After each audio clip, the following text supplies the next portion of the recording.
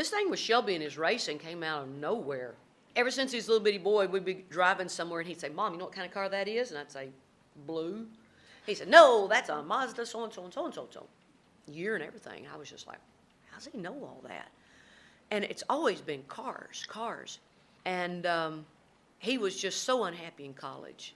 And I said, Shelby, what is it that makes you happy? He says, racing. And you could have slapped me in the face and I wouldn't have been more shocked.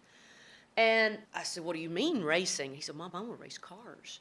And so we were going to put him into ITT Tech, and we're going to put him in that and let him work on cars and be a mechanic, which I thought was ridiculous because he didn't know anything about being a mechanic. And then his last day of school, a good friend of ours, Pat Manley, said, I got a friend, I want you to go to brunch with me. And it was Jim Click.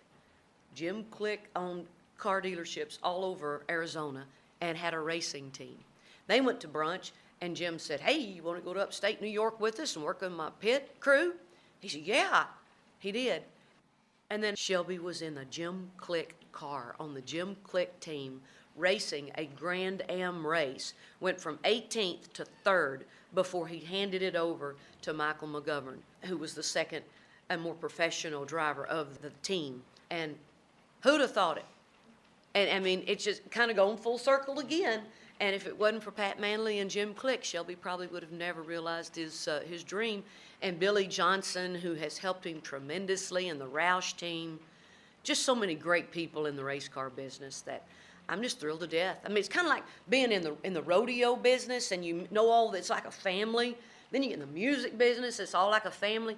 I feel so grateful that he is so blessed to be in such a wonderful family again, but now in the racing family.